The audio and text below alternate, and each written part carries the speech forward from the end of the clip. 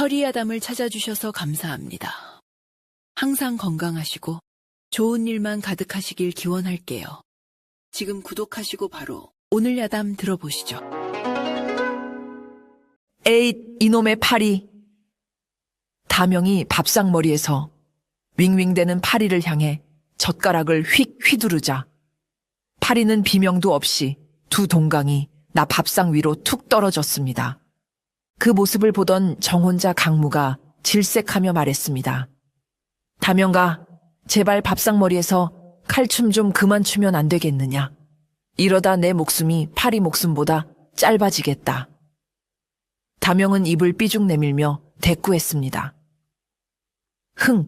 파리 한 마리 못 잡는 사내가 장차 집안을 어찌 지키려 하시오. 바로 그 순간 평화롭던 해안가 마을에 흙먼지가 피어오르며 다봉화가 올랐습니다. 갯벌에서 조개를 줍던 안악들의 비명과 아이들의 울음소리가 뒤섞여 아수라장이 펼쳐졌습니다. 왜구였습니다.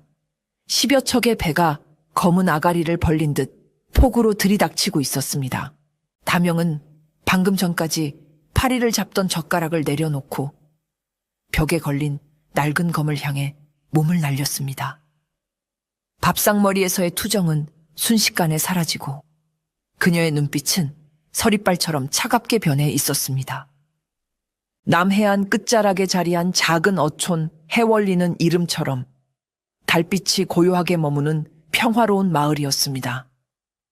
마을 처녀 다명은 언뜻 보기에 그 평화로운 풍경의 일부처럼 보였습니다. 그녀는 수수한 무명옷 차림으로 밭을 갈고 저녁이면 호롱불 아래에서 길쌈을 했습니다. 그러나 그녀의 손마디에 박인 굳은 살은 밭일과 길쌈만으로 생긴 것이 아니었습니다. 그녀의 아버지 서진사는 젊은 시절 북방을 호령하던 무관 출신으로 낙향한 뒤에도 딸에게만큼은 비밀리에 혹독한 검술 훈련을 시켰습니다. 그림자 검이라 불렸던 자신의 검법을 대가 끊기게 할 수 없다는 이유였습니다. 덕분에 다명은 댕기머리를 한 채 검을 휘두르는 조선팔도 어디에서도 찾아보기 힘든 비범한 처녀로 성장했습니다. 그녀에게는 어릴 적부터 집안 어른들이 정해준 정혼자가 있었습니다. 마을에서 가장 힘이 장사라는 총각 강무였습니다. 강무는 소뚜껑만한 손으로 장작을 패고 쌀 한 가마니를 번쩍 들어 올리는 장사였지만 성정은 비단결처럼 곱고 섬세했습니다. 그는 피 한 방울 보는 것을 무서워했고 무예에는 영 소질이 없었습니다. 대신 그는 손재주가 남달리 뛰어나 특히 음식 솜씨는 대장금 부럽지 않은 수준이었습니다. 그는 우락부락한 손으로 앙증맞은 꽃전을 부치고 갓 잡은 생선으로 기막힌 어죽을 끓여내곤 했습니다. 마을 사람들은 힘쓰는 일에는 다명이, 부엌일에는 강무가 더 어울린다며 두 사람을 놀려댔지만 정작 두 사람은 서로의 다른 점을 아끼고 사랑했습니다. 두 사람은 곧 다가올 보름날에 혼례를 올리기로 약속한 사이였습니다. 다명은 강무의 듬직함과 따뜻함에 의지했고 강무는 다명의 씩씩함과 강인함을 흠모했습니다. 다명은 강무에게 낭구님은 그저 제 뒤에 숨어 맛있는 밥만 해주시오. 세상의 굳은 일은 제가 다 알아서 할 터이니라며 호언장담을 했고 강무는 그런 다명의 모습이 사랑스러워 그저 웃기만 했습니다.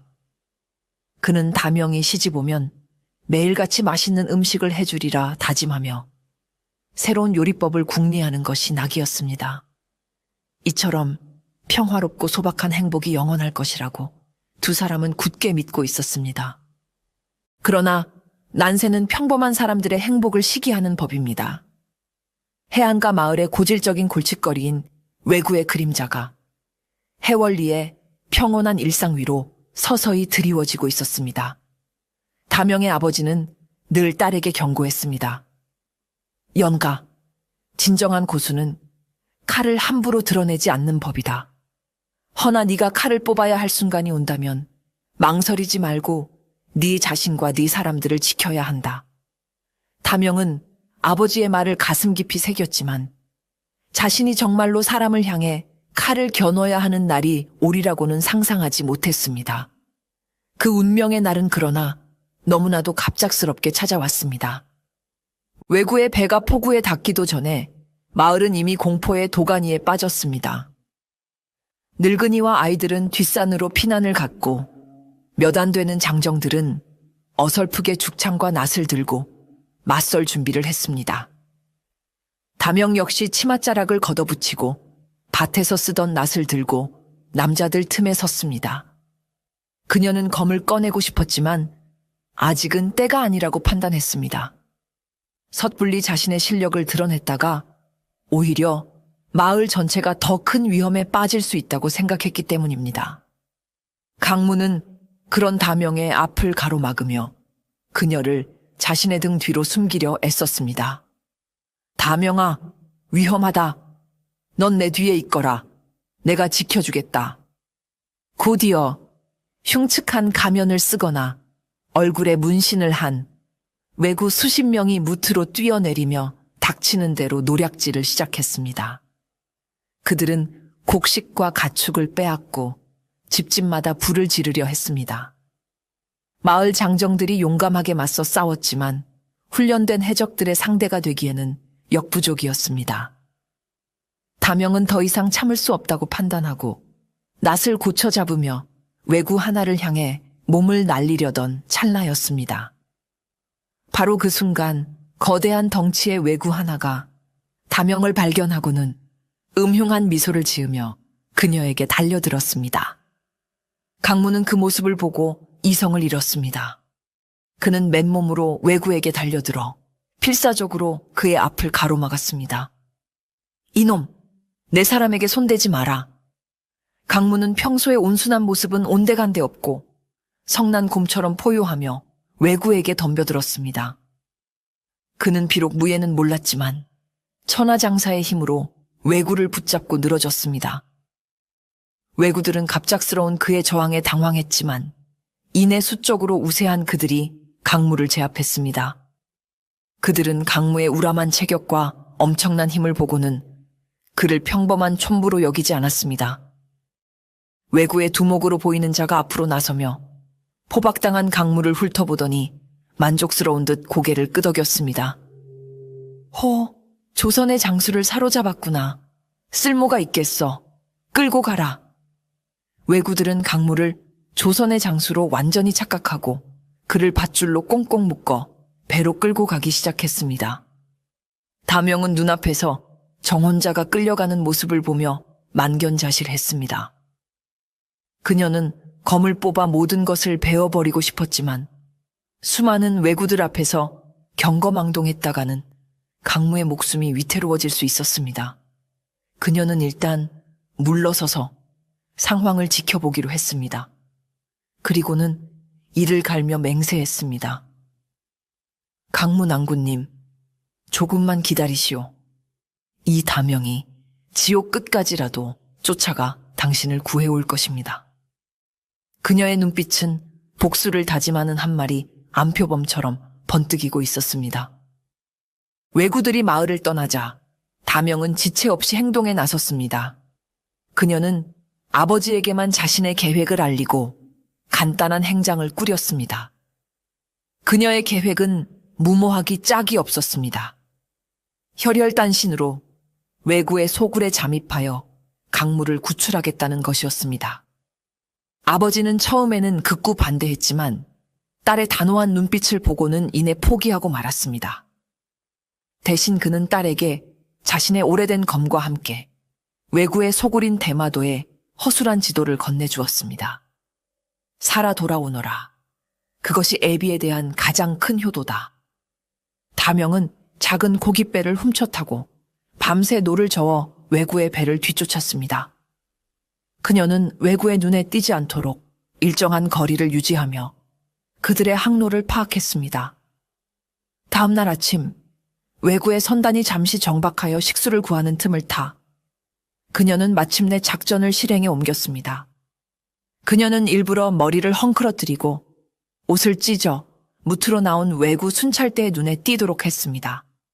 순찰대는 손쉬운 사냥감을 발견했다는 듯 희죽거리며 그녀를 포위했습니다. 다명은 그들 앞에서 일부러 겁에 질린 척 연기하며 눈물을 뚝뚝 흘리기 시작했습니다. 살려주십시오, 나으리들. 저는 어제 나으리들께서 잡아오신 강무 장수님의 누이 동생이옵니다. 그녀의 말에 왜구들은 의아한 표정을 지었습니다. 다명은 천연덕스럽게 거짓말을 이어갔습니다. 저희 오라버니는 성정이 불같으셔서 낯선 곳에서는 식사도 제대로 못하시고 잠도 편히 못 주무십니다. 부디 제가 오라버니 곁에서 시중이라도 들게 해주십시오. 그러면 오라버니께서도 마음을 열고 나으리들께 협조할 것입니다. 그녀의 영의는 실로 완벽했습니다. 왜구들은 처음에는 반신반의했지만 조선 장수를 회유하는 데 여동생을 이용할 수 있겠다는 생각에 솔깃해졌습니다. 게다가 다명의 미모 또한 그들의 판단을 흐리는데 한몫했습니다. 결국 순찰대장은 그녀를 밧줄로 묶어 배로 끌고 가기로 결정했습니다. 좋다. 내 오라비 옆에 꼭 붙어있게 해주마. 다명은 속으로 쾌재를 불렀습니다. 그녀는 밧줄에 묶이는 굴욕을 감수하며 순순히 그들을 따라갔습니다. 그녀의 대담하고 위험한 잠입 작전의 첫 단추가 성공적으로 꿰어지는 순간이었습니다. 다명을 태운 배는 꼬박 하루를 더 항해하여 마침내 왜구의 본거지인 대마도의 한적한 포구에 도착했습니다. 포구 주변에는 수십 척의 크고 작은 배들이 정박해 있었고 언덕 위로는 목책으로 둘러싸인 제법 규모가 큰 요새가 보였습니다. 다명은 겉으로 보이는 위용에 잠시 긴장했지만 이내 그들의 허점을 발견하고 속으로 실소했습니다. 요새의 경비는 삼엄하기는커녕 술에 취해 비틀거리는 보초들이나 그늘에 앉아 노름을 하는 자들이 대부분이었습니다. 궁이라고는 찾아볼 수 없는 그저 오합지졸 도적대의 소굴에 불과했습니다. 다명은 요새 안으로 끌려가는 동안 단 한순간도 긴장을 늦추지 않았습니다. 그녀는 매의 눈으로 주변 지형과 건물의 배치를 빠르게 머릿속에 담았습니다. 보초들의 교대 시간, 무기고로 보이는 건물의 위치, 그리고 식량 창고에서 풍겨 나오는 냄새까지 그녀는 모든 감각을 동원하여 정보를 수집했습니다. 그녀는 또한 이곳에 자신들 외에도 수많은 조선 백성들이 잡혀와 강제 노역에 시달리고 있다는 사실을 알게 되었습니다. 그들의 공허한 눈빛을 보며 다명은 강무뿐만 아니라 저들 모두를 구출해야 한다는 새로운 사명감을 느끼게 되었습니다. 그녀는 곧 요새의 2인자로 보이는 교활한 인상의 사내 켄지에게 끌려갔습니다. 켄지는 다명의 당돌하고 겁없는 눈빛을 보고는 그녀가 평범한 촌부가 아님을 직감하고 의심의 눈초리를 거두지 않았습니다. 내년 눈빛에 도끼가 서려 있구나. 정말 그 장수의 누이가 맞느냐? 다명은 태연하게 대답했습니다. 오라버니를 걱정하는 마음이 도끼로 보이셨다면 그것은 나으리의 눈이 흐린 탓일 겁니다. 그녀의 당돌한 대꾸에 켄지는 잠시 말문이 막혔습니다. 반면 켄지의 옆에 서 있던 행동대장 타로는 덩치만 컸지 머리는 나빠 보였습니다. 그는 다명의 미모에 반해 켄지 날이 너무 빡빡하게 굴지 마시오. 예쁜 계집이잖소. 라며 해벌쭉 웃기만 했습니다. 다명은 강무가 갇혀있는 감옥으로 안내되었습니다. 강무는 며칠 만에 보는 다명의 모습에 깜짝 놀라 다명가 네가 왜 여기 있느냐 라고 소리쳤지만 다명은 눈짓으로 그를 제지했습니다. 그녀는 일부러 구슬픈 목소리로 오라버니 무사하셨군요.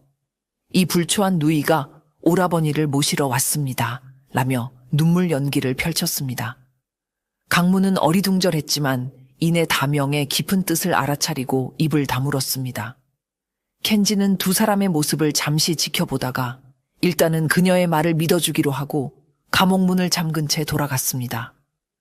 다명은 차가운 감옥 바닥에 앉아 앞으로 펼쳐질 험난한 싸움을 조용히 준비하기 시작했습니다.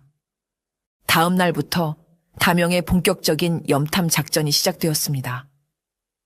그녀는 먼저 이 감옥을 벗어나 요새 내부를 자유롭게 돌아다닐 수 있는 명분을 만들어야 했습니다. 그녀는 갑자기 배를 움켜쥐고 바닥에 쓰러지는 꾀병을 부리기 시작했습니다.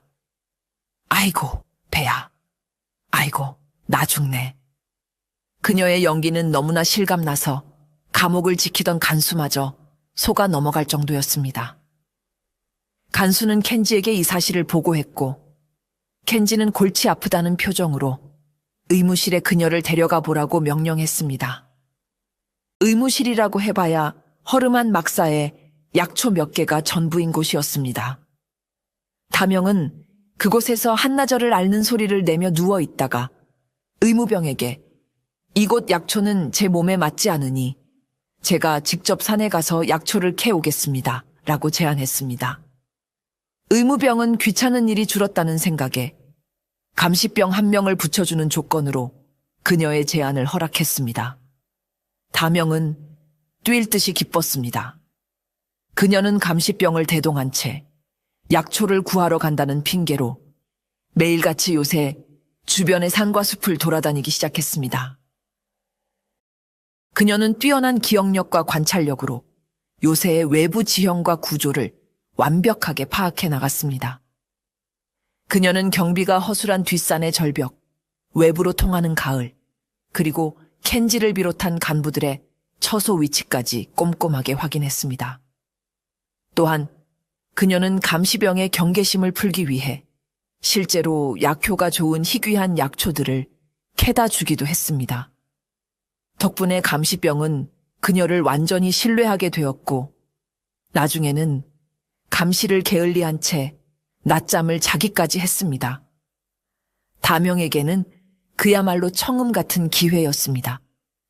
그녀는 감시병이 잠든 틈을 타 조선인 노역장으로 잠입했습니다. 그곳의 광경은 실로 참혹했습니다. 굶주림과 매질에 지친 백성들이 죽은 사람처럼 힘겹게 돌을 나르고 있었습니다. 다명은 분노의 치를 떨었지만 섣불리 행동할 수는 없었습니다. 그녀는 노역장의 지형과 감시망을 파악하고 그곳에서 일하는 사람들의 수를 헤아렸습니다. 그녀는 강무 한 사람을 구하는 것이 아니라 이곳에 있는 모든 조선인들을 데리고 탈출해야 한다는 결심을 더욱 굳혔습니다. 그녀의 어깨는 더욱 무거워졌지만 그녀의 의지는 강철처럼 단단해지고 있었습니다. 다명이 노역장의 상황을 살피던 중 한쪽 구석에서 벌어지는 광경이 그녀의 눈에 들어왔습니다. 외구 하나가 백발이 성성한 일본인 노인을 채찍으로 무자비하게 내리치고 있었습니다. 노인은 자기를 굽는 가마의 불 조절에 실패했다는 이유로 매질을 당하고 있었습니다. 주변의 다른 노역자들은 겁에 질려 외면할 뿐이었지만 다명은 차마 그 광경을 보고만 있을 수 없었습니다. 그녀는 감시병이 잠든 것을 확인하고 재빨리 노역장으로 다가가 외구의 앞을 가로막았습니다. 멈추시오. 이 어르신은 병이 들어 기력이 쇠하신 듯한데 이리 매질만 하다가는 큰일이 나겠소. 차라리 내가 대신 이를 돕겠소. 다명의 갑작스러운 등장에 외구는 당황했지만 그녀가 조선 장수의 여동생이라는 사실을 알고 있었기에 함부로 대하지는 못했습니다. 결국 그는 투덜거리며 자리를 떴고 다명은 쓰러진 노인을 부축해 일으켰습니다. 노인은 자신을 구해준 낯선 조선 처녀를 의아한 눈으로 바라보았습니다. 그의 이름은 요시였습니다. 요시 노인은 원래 교토에서 이름난 도공이었지만 몇 해 전 외구에게 납치되어 이곳으로 끌려와 억지로 자기를 굽는 신세가 되었다고 했습니다. 그는 다명에게 자신의 신세를 한탄하며 외구들에 대한 깊은 증오심을 드러냈습니다. 저놈들은 바다의 주인인 해적이 아니라 그저 약한 자들의 것을 빼앗는 비천한 도적떼일 뿐이요. 진정한 무사의 명예를 더럽히는 놈들이지. 그의 말을 들으며 다명은 그가 자신의 편이 되어줄 수 있을 것이라 직감했습니다. 그날 이후 다명은 약초를 캐러 갈 때마다 몰래 요시 노인을 찾아갔습니다. 그녀는 자신이 캐온 약초로 그의 상처를 치료해 주었고 그에게 자신의 진짜 신분과 탈출 계획을 조심스럽게 털어놓았습니다. 요시 노인은 처음에는 놀랐지만 이내 다명의 용기와 지혜에 감복하여 그녀를 돕기로 약속했습니다. 그는 수십 년간 이곳에 머물며 알게 된 요새의 모든 비밀을 다명에게 알려주었습니다. 왜구들의 약점, 간부들 사이의 갈등, 그리고 아무도 모르는 비밀 통로의 위치까지. 요시 노인이라는 천군만마를 얻게 된 다명의 탈출 계획은 이제 구체적인 윤곽을 잡아가기 시작했습니다. 한편 감옥에 갇혀있던 강문은 다명의 계획을 전해 듣고 자신이 할 수 있는 일이 무엇일까 고민에 빠졌습니다.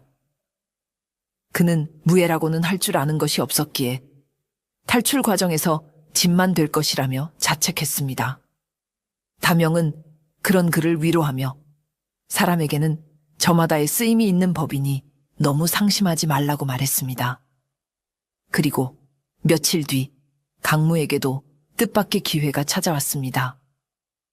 왜구의 두목으로 알려진 흑귀가 입맛이 없다며 주방에서 올린 음식을 모두 내치고 난동을 부린다는 소문이 들려온 것이었습니다. 이 소식을 들은 다명의 머릿속에 기발한 묘앙아 스쳐 지나갔습니다. 그녀는 곧장 켄지를 찾아가 또 한 번의 당돌한 제안을 했습니다. 나으리, 저희 오라버니는 사실 검술뿐만 아니라 요리 솜씨 또한 조선팔돼서 으뜸으로 칩니다. 오죽하면 임금님 수라상에 올릴 요리를 만들 뻔한 분이겠습니까? 부디 저희 오라버니에게 두목님의 입맛을 돋울 기회를 주십시오. 켄지는 반신반의했지만 두목의 비위를 맞춰야 하는 상황이었기에 믿져야 본전이라는 심정으로 그녀의 제안을 받아들였습니다. 강무는 어리둥절한 채로 주방으로 끌려갔습니다. 그는 생전 처음 보는 일본식 주방 도구와 식재료 앞에서 잠시 당황했지만 이내 평정심을 되찾고 자신의 실력을 유감없이 발휘하기 시작했습니다. 그는 능숙한 칼솜씨로 생선을 회뜨고 조선식 양념을 이용해 기막힌 조림을 만들어냈습니다. 그의 손에서 탄생한 음식은 왜구들이 평생 먹어보지 못한 깊고 풍부한 맛을 자랑했습니다. 그의 음식을 맛본 흑귀는 개걸스럽게 그릇을 비웠고 다른 왜구들 역시 그 맛에 감탄하며 칭찬을 아끼지 않았습니다. 그날 이후 강무의 신세는 하루아침에 바뀌었습니다. 그는 더 이상 조선의 장수포로가 아니라 왜구 소굴에 귀한 주방장 대접을 받게 되었습니다.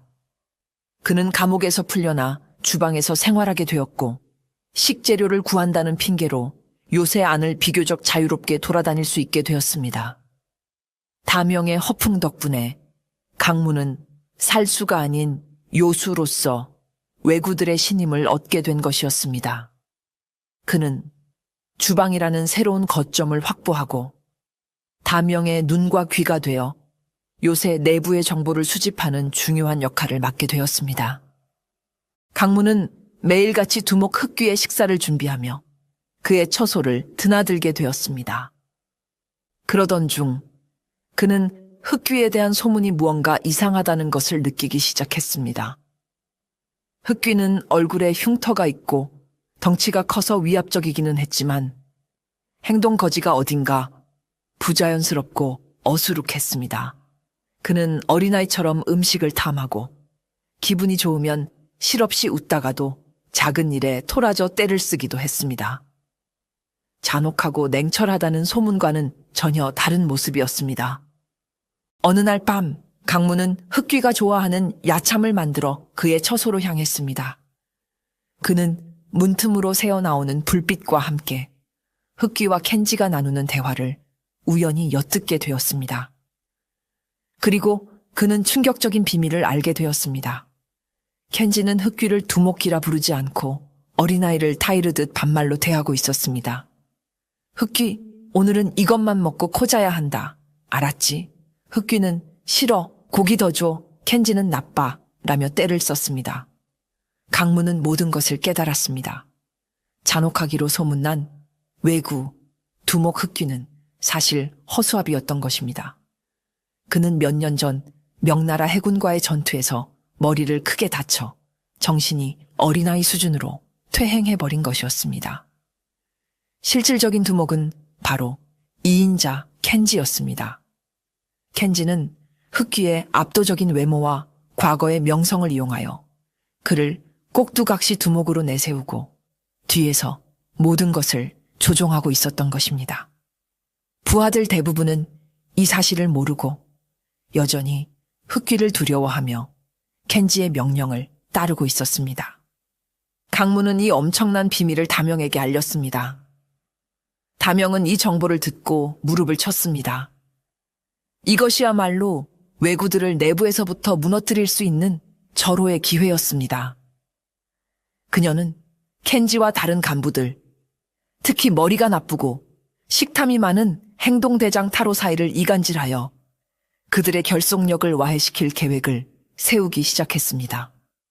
그녀의 머릿속에서는 적의 가장 큰 비밀을 역이용하여 판을 뒤집을 대담하고 기발한 계략이 무르익고 있었습니다. 다명의 첫 번째 목표는 행동대장 타로였습니다.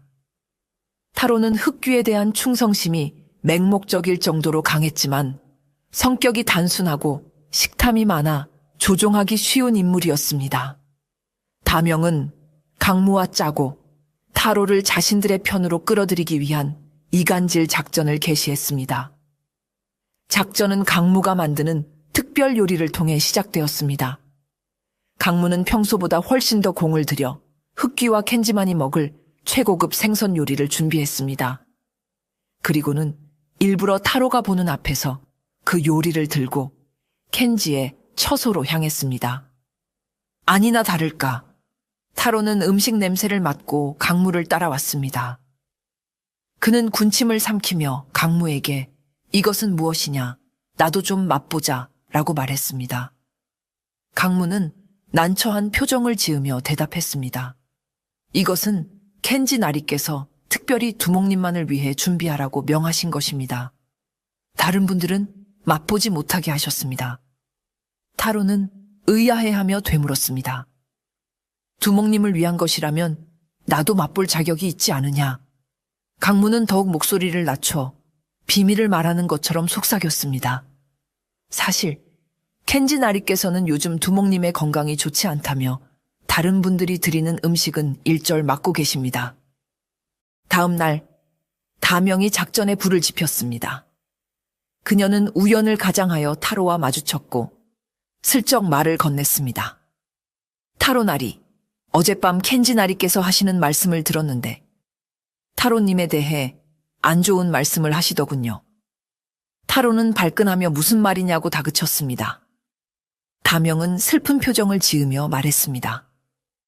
켄지 나리께서 그러시는데 타로님은 덩치만 크고 미련하여 이런 귀한 음식의 참맛을 알 리가 없으니 개나 돼지에게 주는 것이나 마찬가지라고 하셨습니다.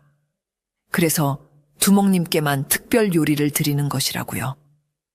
단순 무식한 타로는 다명의 말을 그대로 믿고 말았습니다. 그는 자신을 무시한 켄지에게 깊은 배신감과 분노를 느끼기 시작했습니다.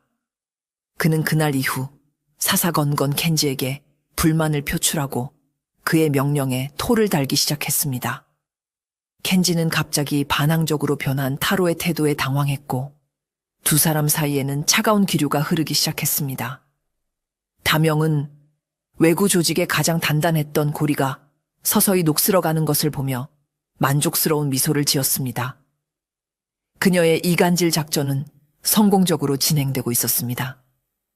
다명은 켄지와 타로 사이의 갈등을 더욱 증폭시키기 위해 다음 단계의 작전을 준비했습니다. 그것은 바로 식량 창고를 이용해 켄지에게 누명을 씌우는 것이었습니다. 그녀는 요시 노인에게 도움을 청했습니다. 요시 노인은 밤중에 몰래 식량 창고에 낡은 나무 자물쇠를 정교하게 망가뜨려 겉보기에는 멀쩡하지만 작은 충격에도 쉽게 부서지도록 만들어 놓았습니다. 그리고는 쥐들이 좋아하는 곡식 가루를 참고 주변과 쥐구멍에 잔뜩 뿌려두었습니다. 이튿날 아침 요새는 발칵 뒤집혔습니다. 밤사이 수백 마리의 쥐떼가 창고를 습격하여 귀한 쌀과 말린 어포를 엉망으로 만들어 놓았기 때문입니다.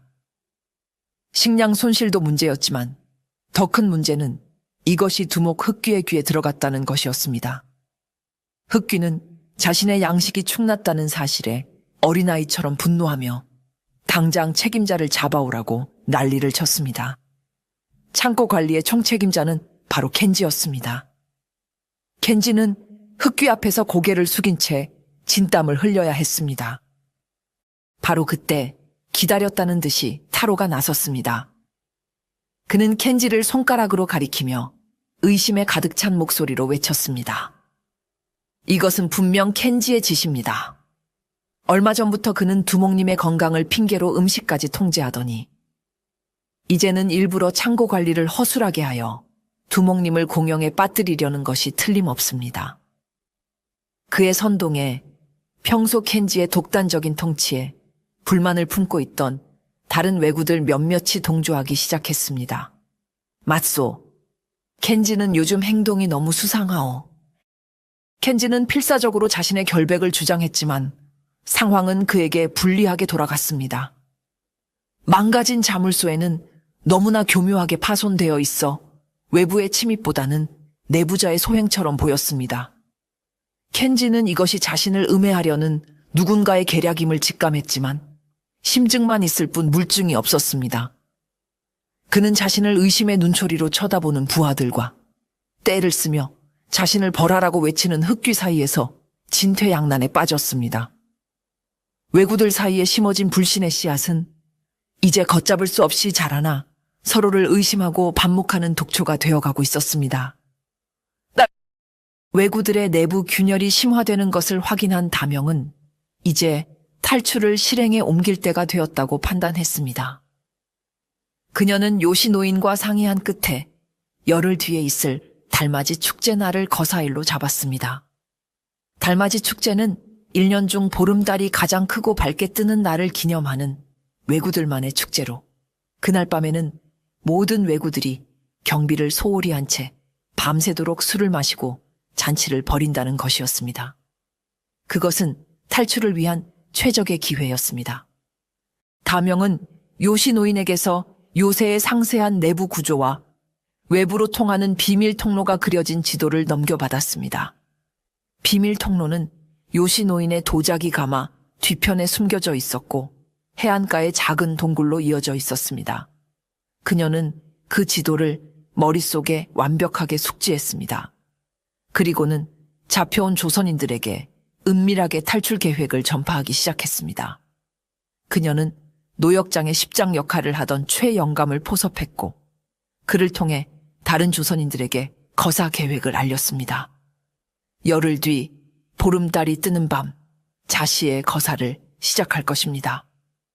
그전까지는 아무 일 없는 듯이 행동하며 왜구들의 의심을 사서는 안 됩니다. 제가 신호를 보내면 모두 도자기 가마 뒤편으로 집결해 주십시오. 처음에는 두려움에 떨며 주저하던 조선인들도 다명의 치밀한 계획과 단호한 의지에 점차 희망을 갖기 시작했습니다. 그들은 비밀리에 서로에게 계획을 전달하며 결전의 날을 준비했습니다. 잡혀온 사람들 중에는 대장장이, 목수, 어부 등 다양한 기술을 가진 이들이 있었습니다. 다명은 그들의 기술을 탈출에 활용할 계획까지 세웠습니다. 한편 강무에게는 가장 중요한 임무가 주어졌습니다. 축제날 모든 왜구들이 먹을 음식과 술에 잠자는 약초를 타는 것이었습니다. 요시노이는 예전부터 비상시를 대비해 먹으면 깊은 잠에 빠지지만 인체에는 무해한 약초를 몰래 재배하고 있었습니다. 그는 그 약초를 강무에게 전달했습니다. 이제 모든 준비는 끝났습니다. 다명과 조선인들은 폭풍 전야의 고요함 속에서 운명의 날이 오기만을 숨죽여 기다렸습니다. 그들의 심장은 두려움과 희망으로 격렬하게 뛰고 있었습니다. 마침내 운명의 달맞이 축제. 날이 밝았습니다.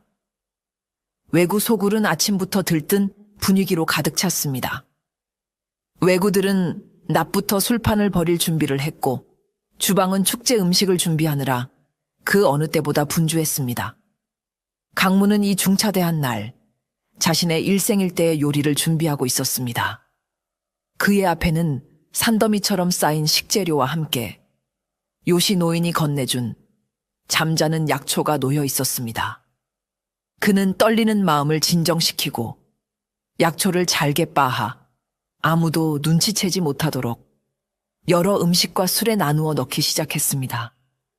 그는 먼저 외구들이 가장 좋아하는 통돼지 구이 양념에 약초 가루를 듬뿍 섞었습니다. 그리고는 커다란 술독마다 약초를 풀어넣고 그것이 잘 섞이도록 거대한 나무 주걱으로 휘저었습니다. 그는 자신의 요리가 사람을 살리는 약이 되기를 간절히 기도했습니다. 그의 이마에는 식은땀이 송골송골 맺혔지만 그의 손놀림은 조금의 흐트러짐도 없었습니다.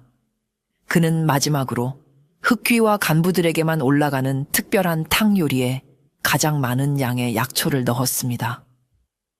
해가 저물고 요새 중앙광장에는 거대한 모닥불이 피워졌습니다. 축제가 시작되자 강무가 준비한 음식과 술이 큰 쟁반에 담겨 나오기 시작했습니다. 외구들은 산의 진미와 술 냄새에 환호성을 질렀습니다. 강무는 일부러 가장 큰 술잔을 들고 흑귀와 간부들 앞에 나섰습니다.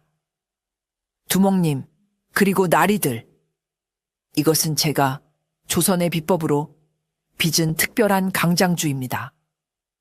이것을 마시면 조선의 장수와 같은 힘을 얻게 될 것입니다. 부디 마음껏 드시고 오늘 밤을 즐기시옵소서.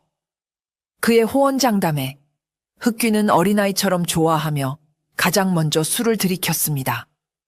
타로를 비롯한 다른 간부들과 외구들 역시 의심 없이 술과 음식을 먹고 마시기 시작했습니다. 술 기운이 오르자 그들은 노래하고 춤추며 광란의 축제를 즐겼습니다. 강무는 그 모습을 초조하게 지켜보며 약효가 나타나기만을 기다렸습니다.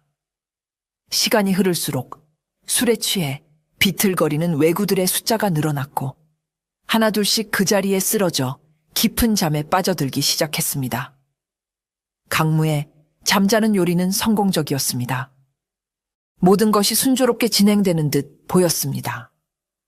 그러나 단 한 사람, 켄지만은 예외였습니다. 그는 타고난 의심 때문에 축제의 흥겨운 분위기 속에서도 경계를 늦추지 않고 있었습니다. 그는 강무가 권하는 술을 마시는 척하며 대부분을 옷소매에 흘려버렸습니다. 그는 강무와 다명의 행동이 어딘가 부자연스럽다는 것을 계속해서 의심하고 있었습니다. 그가 술에 취한 척 비틀거리며 자신의 처소로 돌아가려던 순간이었습니다. 그의 앞을 가로막은 것은 바로 타로였습니다. 타로는 이미 술에 거나하게 취해 있었지만 다명이 심어놓은 켄지에 대한 불신감은 여전히 그의 머릿속에 남아 있었습니다. 그는 켄지의 앞을 막아서며 커다란 술잔을 그의 코앞에 들이밀었습니다. 켄지 나리, 어찌하여 술을 드시지 않는 겁니까? 설마 두목님과 우리의 의리를 의심하는 것입니까? 켄지는 귀찮다는 듯이 그를 밀치려 했지만 타로는 집요하게 그를 붙잡고 늘어졌습니다. 이 술은 조선 장수가 우리를 위해 특별히 만든 것이오. 이 술을 마시지 않는 것은 곧 두목님에 대한 불충이요. 우리 형제들과의 의리를 저버리는 것입니다. 타로의 고함에 아직 잠들지 않았던 몇몇 외구들의 시선이 두 사람에게 쏠렸습니다. 켄지는 곤란한 상황에 처했습니다. 여기서 술을 거절하면 타로의 말대로 두목에 대한 불충과 동료들을 의심하는 것으로 비칠 수 있었습니다. 그는 잠시 망설이다가 결국 타로의 성화에 못 이기는 척 술잔을 받아 들었습니다. 그는 어쩔 수 없이 독한 술을 단숨에 들이켰습니다. 잠자는 약초가 다량으로 들어간 술이었습니다. 켄지는 술을 마신 뒤에도 한동안 버티려 애썼지만 이내 몰려오는 강력한 졸음을 이기지 못하고 그 자리에 쓰러져 잠이 들고 말았습니다. 타로는 진작 마셨으면 좋았을 것을 이라며 툴툴거리다가 그 역시 술 기운을 이기지 못하고 켄지의 옆에 쓰러져 코를 골기 시작했습니다. 다명의 이간질 작전이 의도치 않은 방식으로 마지막 장애물까지 제거해준 셈이었습니다. 이제 거사를 가로막을 자는 아무도 없었습니다. 자시가 되자 요새는 깊은 잠에 빠진 외구들의 코 고는 소리만이 가득한 죽음의 도시처럼 변했습니다. 다명은 숨어있던 곳에서 나와 약속된 신호인 부엉이 소리를 3번 냈습니다. 신호를 들은 조선인들이 하나둘씩 어둠 속에서 모습을 드러내 도자기 가마 뒤편으로 집결하기 시작했습니다. 그들의 눈에는 두려움과 함께 자유를 향한 뜨거운 열망이 이글거리고 있었습니다. 다명은 그들을 이끌고 가장 먼저 무기고로 향했습니다. 무기고의 자물쇠는 대장장이 출신의 노역자가 가져온 연장으로 손쉽게 부술 수 있었습니다. 안으로 들어서자 수백 자루의 일본도와 창들이 가지런히 정렬되어 있었습니다. 다명은 남자들에게는 칼과 창을, 그리고 부녀자들에게는 몸을 지킬 수 있는 짧은 단도를 하나씩 나누어 주었습니다. 쇠붙이를 손에 쥐자 조선인들의 눈빛이 달라졌습니다. 더 이상 그들은 무기력한 노예가 아니었습니다. 그들은 자신의 운명을 되찾기 위해 싸울 준비가 된 전사들이었습니다. 무장을 마친 다명은 다음 작전을 위해 건장한 청년 몇 명을 데리고 요새에서 가장 높은 망루로 향했습니다. 망루를 지키던 보초병 역시 축제의 술에 취해 깊은 잠에 빠져 있었습니다. 다명은 망루 꼭대기에 올라 미리 준비해둔 횃불에 불을 붙였습니다. 그리고는 어두운 밤바다를 향해 약속된 신호인 3번 흔들고 길게 한 번의 신호를 보냈습니다. 이것은 섬 반대편 후미진 포구에 정박 중인 조선 수군에게 보내는 구조 신호라고 그녀는 사람들에게 설명해 두었습니다. 그러나 사실 그것은 수군에게 보내는 신호가 아니었습니다. 다명은 이곳에 조선 수군이 와 있을 리 없다는 것을 잘 알고 있었습니다. 그 횃불 신호는 그녀가 대마도로 끌려오기 전 미리 손을 써둔 해월리 어부들과 인근 어선들에게 보내는 합류 신호였습니다. 그녀는 자신의 아버지를 통해 만약 자신이 보름날 밤에 횃불 신호를 보내면 수십 척의 어선을 이끌고 약속된 장소로 와달라고 부탁해 두었던 것입니다. 어부들은 비록 정규 수군은 아니었지만 바다에서 잔뼈가 굵은 용감한 사내들이었습니다. 이제 모든 것은 그녀의 계획대로 진행되고 있었습니다. 다명과 조선인들이 비밀 통로를 향해 이동하려던 바로 그 순간이었습니다. 꼼짝 마라, 쥐새끼들아! 어둠 속에서 날카로운 외침과 함께 수십 명의 왜구들이 횃불을 들고 나타나 그들의 앞을 가로막았습니다. 그들을 이끄는 자는 바로 죽은 듯이 잠들어 있어야 할 켄지였습니다. 그의 눈은 분노와 살기로 번뜩이고 있었습니다. 그는 타로가 억지로 권한 술을 마시는 척하며 입에 머금었다가 타로가 쓰러진 뒤 몰래 뱉어냈던 것이었습니다. 그는 모든 것이 다명의 계략임을 깨닫고 아직 약기운이 덜 오른 부하들을 억지로 깨워 방역을 준비한 것이었습니다. 조선인들은 순식간에 혼란에 빠졌습니다. 그들은 이제 막 희망을 보았다고 생각했는데 다시 절망의 나락으로 떨어지는 기분이었습니다. 그들은 공포에 질려 뒷걸음질 쳤습니다. 켄지는 비열한 미소를 지으며 다명을 노려보았습니다. 내년, 보통 계집이 아닌 줄은 알았지만 이 정도로 대담한 줄은 몰랐구나. 허나 여기까지다. 내년의 장고에도 이제 끝이다. 그는 부하들에게 공격을 명했습니다. 왜구들이 칼을 빼들고 함성을 지르며 조선인들을 향해 달려들기 시작했습니다. 절체절명의 위기 상황. 조선인들은 공포에 질려 제대로 싸워보지도 못하고 무너질 것만 같았습니다. 바로 그때 다명이 앞으로 나섰습니다. 그녀는 조금의 두려움도 없는, 오히려 분노로 타오르는 눈빛으로 켄지와 왜구들을 마주 보았습니다. 그녀는 허리춤에 차고 있던 아버지의 검과 왜구에게서 빼앗은 일본도를 양손에 하나씩 빼들었습니다. 그리고는 나지막하지만 모두가 들을 수 있는 힘 있는 목소리로 외쳤습니다. 모두 내 뒤에 서시오. 그리고 똑똑히 보시오. 저들이 어찌하여 우리를 두려워해야 하는지를. 그녀의 목소리에는 이상한 힘이 실려 있었습니다. 그녀의 당당한 모습에 공포에 떨던 조선인들의 마음속에 작은 용기의 불씨가 피어오르기 시작했습니다. 강무 역시 식칼 2자루를 양손에 들고 다명의 곁에 섰습니다. 그는 싸움은 못했지만 사랑하는 여인을 지키기 위해서라면 기꺼이 자신의 목숨을 던질 각오가 되어 있었습니다. 이제 피할 수 없는 마지막 싸움이 시작되려 하고 있었습니다. 다명은 더 이상 수수한 시골 처녀의 모습을 하고 있지 않았습니다. 그녀는 양손에 든 검을 가볍게 휘두르며 마치 춤을 추듯 부드럽게 몸을 풀었습니다. 그녀의 움직임은 물 흐르듯 유연했지만 그 속에는 폭풍 전야의 고요함 같은 무서운 기세가 담겨 있었습니다. 가장 먼저 달려든 왜구 하나가 칼을 내리쳤지만 다명은 가볍게 몸을 숙여 피하는 동시에 그의 다리를 베어버렸습니다. 비명과 함께 왜구가 쓰러지자 다른 왜구들이 주춤거리며 망설였습니다. 켄지는 뭘 하느냐, 어서 전연을 베어라 라고 악을 썼습니다.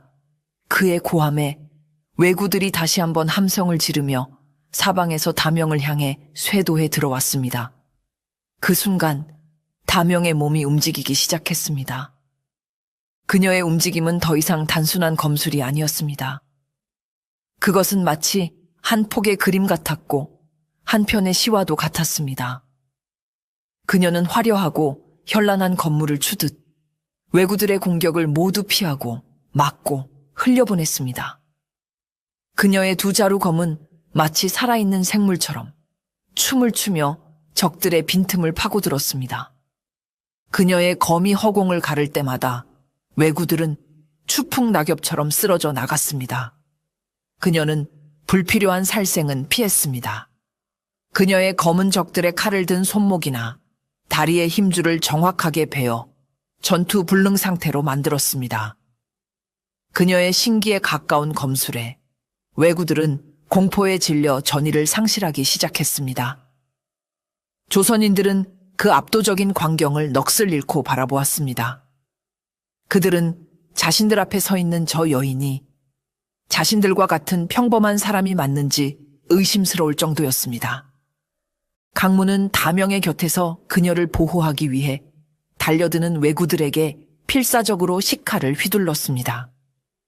그의 움직임은 서툴렀지만 그의 거대한 덩치와 힘에서 나오는 위압감은 왜구들이 쉽게 접근하지 못하게 만들었습니다. 다명은 그런 강무의 등을 믿고 더욱더 자유롭게 검을 휘둘렀습니다. 그녀는 마지막 남은 왜구를 베어 넘기고 피 묻은 검을 든 채 켄지를 노려보며 외쳤습니다. 내 낭군을 건드리고 내 백성을 괴롭힌 죄, 내 놈들의 피로 갚아주겠다. 그녀의 모습은 마치 전장에서 내려온 여신과도 같았습니다. 바로 그때 요새 전체를 뒤흔드는 듯한 거대한 괴성이 울려 퍼졌습니다. 크아! 소란통의 잠에서 깨어난 바보 두목 흑귀가 잠옷바람으로 광장으로 뛰쳐나온 것이었습니다. 그는 눈앞에 펼쳐진 아수라장을 보고는 무슨 상황인지 파악하지 못한 채 혼란스러워했습니다. 그는 피를 흘리며 쓰러져 있는 자신의 부하들과 칼을 든 낯선 조선인들, 그리고 자신에게 칼을 겨누고 있는 켄지를 번갈아 보았습니다. 켄지는 이 기회를 놓치지 않았습니다. 그는 흑귀를 손가락으로 가리키며 살아남은 부하들에게 외쳤습니다. 모두 보아라. 저 바보가 우리의 두목이다. 우리는 저런 정신 나간 놈에게 속아 지금까지 충성을 바쳐왔다. 이제 저놈을 죽이고 내가 새로운 두목이 되어 너희를 이끌겠다. 그는 자신의 진짜 야심을 드러내며 흑귀에게 칼을 겨누고 다가갔습니다. 그러나 그의 행동은 최악의 결과를 낳고 말았습니다. 흑귀는 비록 정신은 어린아이 같았지만 과거 최강의 무사였던 그의 몸은 위험을 본능적으로 기억하고 있었습니다. 자신을 향해 뻗어오는 날카로운 칼끝을 보자 그의 내면에 잠재되어 있던 야수성이 폭발하고 말았습니다. 그의 눈이 붉게 충혈되고 입에서는 짐승 같은 포효가 터져 나왔습니다. 그는 자신을 공격하려던 켄지의 팔을 우지끈 부러뜨리고 그의 칼을 빼앗아 들었습니다. 그리고는 눈에 보이는 모든 것을 파괴하기 시작했습니다. 흑귀의 폭주는 그야말로 재앙이었습니다. 그는 더 이상 적군과 아군을 가리지 않았습니다. 그는 자신에게 덤비는 왜구들을 닥치는 대로 베어 넘겼고 켄지를 죽일 듯이 쫓아다녔습니다. 왜구 소굴은 순식간에 지옥도로 변했습니다. 켄지는 자신의 어리석은 판단이 불러온 끔찍한 결과에 경악하며 비명을 지르며 도망다니기 바빴습니다. 다명은 이 혼란을 틈타 조선인들을 향해 외쳤습니다. 지금이다. 모두 비밀 통로로 대피하라. 다명의 외침에 조선인들은 일사불란하게 움직이기 시작했습니다. 그들은 다명과 강무의 어무를 받으며 요시 노인이 알려준 도자기 가마 뒤편의 비밀 통로를 향해 달렸습니다. 비밀 통로의 입구는 낡은 가마솥으로 위장되어 있어 아는 사람이 아니면 찾기 힘든 곳에 있었습니다. 그들은 차례차례 좁은 통로 안으로 몸을 숨겼습니다. 통로 안은 어둡고 축축했지만 자유를 향한 길이라고 생각하니 조금도 두렵지 않았습니다. 요시 노인은 마지막까지 남아 조선인들이 모두 대피하는 것을 도왔습니다. 다명은 그에게 함께 떠나자고 말했지만 그는 고개를 저었습니다. 나는 이곳에 남아 저 악독한 놈들이 스로 무너지는 꼴을 내 눈으로 직접 봐야겠네. 부디 몸조심하게 조선의 여장부. 그는 다명의 손을 한번 꼭 잡아주고는 어둠 속으로 사라졌습니다. 다명은 그에게 고개 숙여 감사를 표하고 마지막으로 통로 안으로 들어갔습니다. 비밀 통로는 구불구불 이어져 있었지만 그리 길지는 않았습니다. 잠시 후 그들의 눈앞에 희미한 달빛과 함께 짭짤한 바다 냄새가 밀려왔습니다. 통로의 끝은 해안가의 작은 동굴과 이어져 있었습니다. 그들이 동굴 밖으로 나왔을 때 그들의 눈앞에는 장엄한 광경이 펼쳐져 있었습니다. 수십 척의 조선 어선들이 횃불을 밝힌 채 그들을 기다리고 있었던 것입니다. 배 위에서는 해월리 어부들을 비롯한 용감한 사내들이 쇠스랑과 삽, 그물을 손에 들고 그들을 향해 손을 흔들고 있었습니다. 다명이 보낸 횃불 신호를 보고 약속대로 그들을 구하러 온 것이었습니다. 조선인들은 감격의 눈물을 흘리며 배에 오르기 시작했습니다. 어부들은 그들을 따뜻하게 맞이해 주었고 미리 준비해온 죽과 마른 옷을 나누어 주었습니다. 다명과 강무가 마지막으로 배에 오르자 어선들은 일제히 뭇에서 닻을 올리고 어둠 속 바다를 향해 나아가기 시작했습니다. 그들의 등 뒤로는 여전히 왜구 소굴에서 들려오는 비명과 칼 부딪히는 소리가 희미하게 들려오고 있었습니다. 다명과 조선인들이 무사히 탈출한 뒤에도 왜구 소굴의 혼란은 쉽게 가라앉지 않았습니다. 켄지는 폭주하는 흑귀를 피해 도망다니다 결국 치명상을 입고 쓰러졌고 흑귀 역시 흥분을 이기지 못하고 피를 토하며 절명하고 말았습니다. 지도자를 모두 잃은 왜구들은 완전히 통제 불능 상태에 빠졌습니다. 행동대장 타로가 이제부터 내가 이 요새의 새로운 두목이다 라고 선언했지만 켄지를 따르던 부하들이 이에 반발하면서 그들 사이에 또 다른 내분이 일어나기 시작했습니다. 결국 한때 남해안을 공포에 떨게 했던 왜구 선단은 하룻밤 사이에 자중질환에 빠져 스스로 무너지고 말았습니다. 그들은 외부의 적이 아니라 내부의 불신과 탐욕, 그리고 한 조선 처녀의 기지에 의해 허무하게 몰락한 것이었습니다. 그들의 소굴은 폐허가 되었고 살아남은 자들은 뿔뿔이 흩어져 다시는 세력을 규합하지 못했다는 소문이 훗날 조선에까지 전해졌습니다. 한편 다명과 강무 그리고 구출된 수십 명의 조선 백성들을 태운 어선들은 밤새 순풍을 타고 조선을 향해 나아갔습니다. 그들은 배 위에서 떠오르는 아침 해를 보며 자유의 기쁨을 만끽했습니다. 그들은 서로를 부둥켜 안고 울고 웃으며 끔찍했던 악몽에서 벗어난 것을 축하했습니다. 다명은 자신을 믿고 따라준 모든 사람들에게 감사를 표했고, 사람들은 다명을 조선을 구한 여장군이라 칭송하며 그녀의 용맹함을 기렸습니다. 강무는 다명의 곁에 조용히 다가와 그녀의 어깨를 감싸 안았습니다.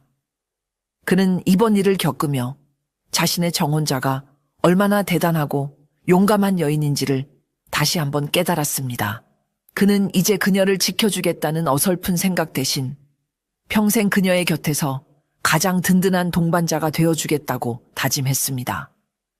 다명 역시 강무의 따뜻한 품에 안겨 비로소 안도의 한숨을 내쉬었습니다. 길고 길었던 싸움이 마침내 끝난 것이었습니다. 다명과 강무 그리고 구출된 백성들이 해월리로 돌아오자 마을은 온통 축제 분위기에 휩싸였습니다. 그들은 마을의 영웅이 되어 금의환 향했습니다.